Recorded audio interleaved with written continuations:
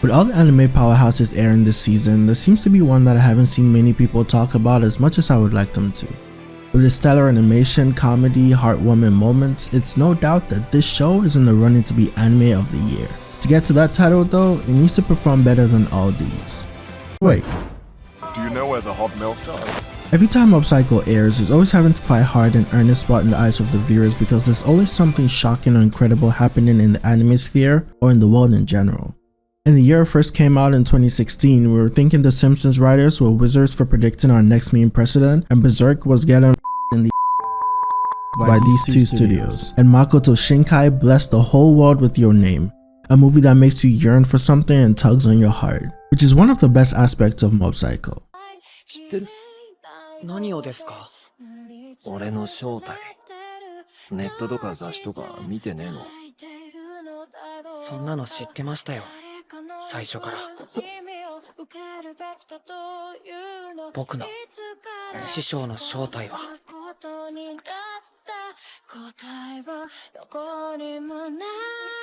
いいやつだ。This is a show where we're made to care about a gangster who's getting framed, or a middle schooler that you pray doesn't stay on the bad track he's on, because we see characters like him always lose their way. And it's also a show that makes us fall in love with a con artist and genuinely want him to succeed. In this story, we're made to care about the mental well-being of Mob because he's a very impressionable, caring young man that just wants to see the very best in people. He doesn't have any lofty or selfish goals, despite having the ability to make any possible dream he may have a reality. He wants to be, in a sense, normal. He wants to be noticed in a good way by his crush, he wants to be physically fit the right way, and he wants to enjoy his school life with friends. For most people, this may seem like a useless goal, but for someone like him, he has to go out of his way to be normal. And it's a great contrast to the possible initial premise or notion that we all had of it when it first aired, that this show was about a psychic Saitama. One Punch Man was a series that hit the world as hard as he did. And because of how good that first season was, everyone who heard about the author's second show expected it to be very similar. Shut the fucking mate! Not only did it sway from that notion, but it has also become something that can now exist without being compared to it.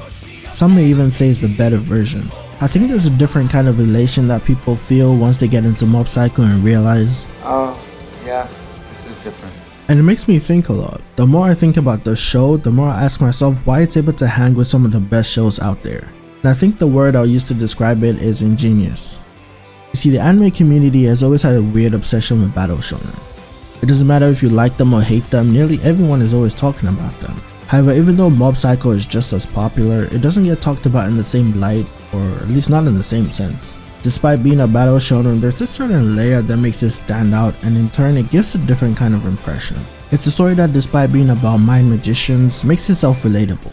You can relate to how hard it is to make friends, or how hard it is to express yourself without being seen as weird, and watching Mob join the gym gang can make you remember all the decisions you've made in life for possibly shallow reasons. Even though he can fly or that he can see a talking fart, you don't feel like what he goes through is out of the ordinary. That's something that sets it apart from a lot of other shonen, good or bad. And it does all this with almost contrasting art and animation. If I were to be honest and say I had any doubts about starting it, it would be in the art style. Art and animation are things I initially used to decide what anime I watched. No matter the kind of reviews or praise it got, it was really hard for me to watch something that I didn't think looked good. You know how long it took me to get over the long arms in Code Geass characters? But now, I'm here looking at female Reigen like, you gonna make me act up. That's the thing with Mob, I was pretty much sold when I realized how well the art complemented the story. It's fluid enough to allow distortion of the bodies for either comedy or fights, and it's done in this immersion breaking way that's not jarring to watch.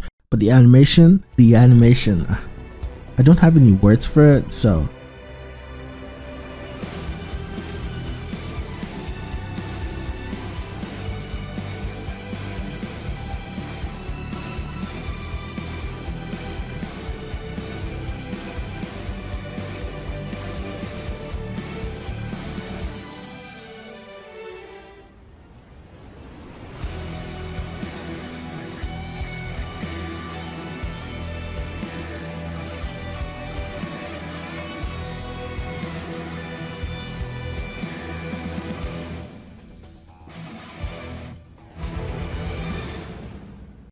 how an art style that seems so simplistic yet is able to elevate comedic, heartbreaking, and hype moments is completely beyond me. And as much as I like to focus on the fights, what really makes Mob Psycho so special has something to do with what the author said himself.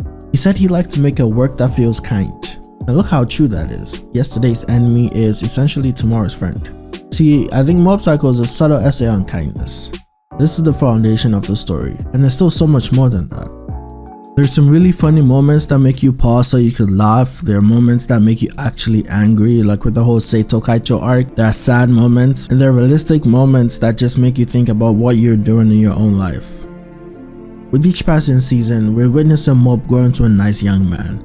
We can see the slight shifts in how he views the world and how he sees his place in that world. But no matter how much he matures or the new threats that come his way, he always sees the best in people who have shown him that they are more than they let on.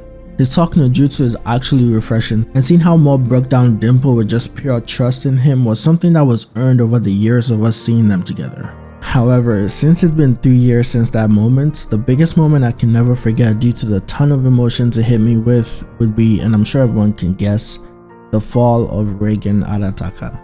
This was an episode where we see a grown man come to terms with reality.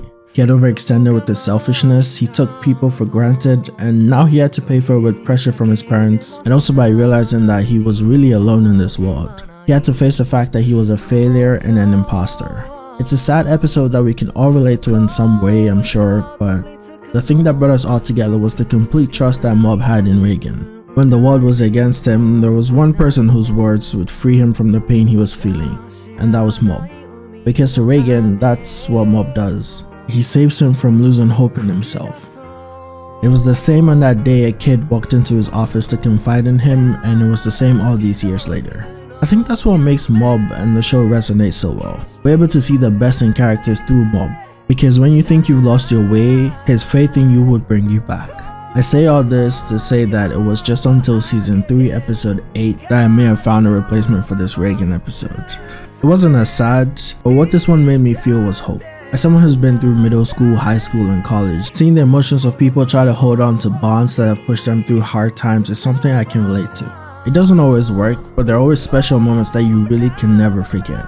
Seeing Tome give up on her dream because she lost hope, only to have that faith in her goal revitalized by the people who cared the most about her, was something that was touching enough to make a grown man cry. And of course, Reigen was thinking about money while being on an alien ship, but that's the thing, Mob Psycho excels at hyping you up and immediately switching tunes to just play with your heart. These are the moments that capture the essence, the beauty of Mob Psycho's greatness.